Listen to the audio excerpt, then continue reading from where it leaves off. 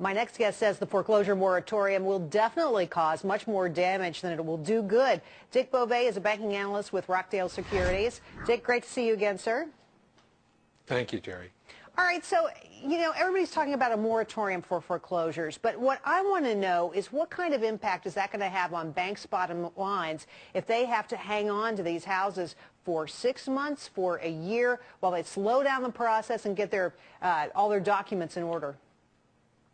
Well, it's clearly going to have a very negative impact because basically what you're going to see is that this is going to become a great populist issue. I mean, basically you're going to go after these bad old rotten banks that made all these bad loans, and you're pushing all of these nice people out of their houses, and therefore I think that you'll see lawsuits in states all around the country, related to this issue. If the bank has to hold on to the loan or the house for a longer period, it simply means that the bank has to cut the grass, make sure the window isn't broken. There's a higher maintenance fee. In addition, there's going to be legal fees, which are going to be fairly significant because I'm convinced, as the Attorney General was, that in many cases there were improper foreclosures. But basically, I think when one gets to the end of the period, the banks will be able to absorb those costs. The real issue is, what happens if you keep all these loans, all these houses off the market for 6 months, and then all at once you dump them back onto the market?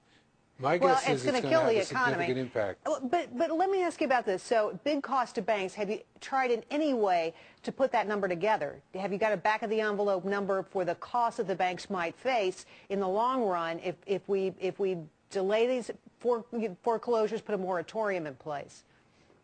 Yeah, well, this is a very back-of-the-envelope number, but take Bank of America, which is headquartered in North Carolina, and which has about 20% of the originations of loans in the United States, and presumably 20% of the foreclosures. If you assume that Bank of America will absorb about $400 million in costs, per quarter as a result of the events that I just mentioned, then you multiply that by 5 to indicate the whole nation. We're talking about a $10 billion issue per year if, in fact, this thing goes on for a long, long period. Wow. It's not a small thing.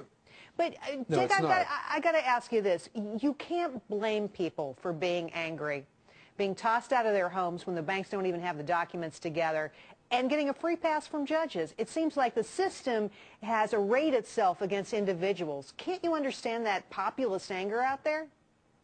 Oh, absolutely. There's no question about it. But the fact is that, the system breaks down when it's hit with massive volumes.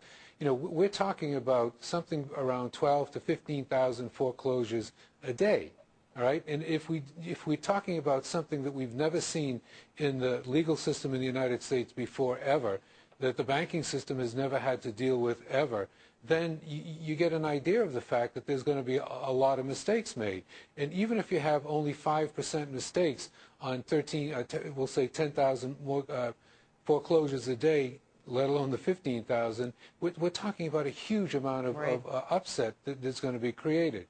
And your view, of course, is that many of these homeowners should be out anyway because they can't really afford the mortgage, which is difficult for homeowners to hear, but you say it's the tough reality. Well, I think it is because there's a book called The Forgotten Man by Amity Shlaes. And the Forgotten Man is not the guy who's getting kicked out of his house, but his neighbor. Because if that person stays in the house, knows that they're going to be kicked out at some point, therefore does nothing to maintain that house, the first thing that happens is the value of all the houses in the neighborhood go down. The second thing that happens is if you start to give that person the house, i.e. cut the principal payment on the mortgage or reduce the rate substantially, then the neighbor has to worry about whether all values of housing are going to stay down for a longer period. So the question is, who do you want to help here? Do you want to help the guy who's working and paying his mortgage, or do you want to help the person who should be living in an apartment? Tough decisions, and we're going to be thinking about all of this over the next few months. Hope you'll come back, Dick. Appreciate your time.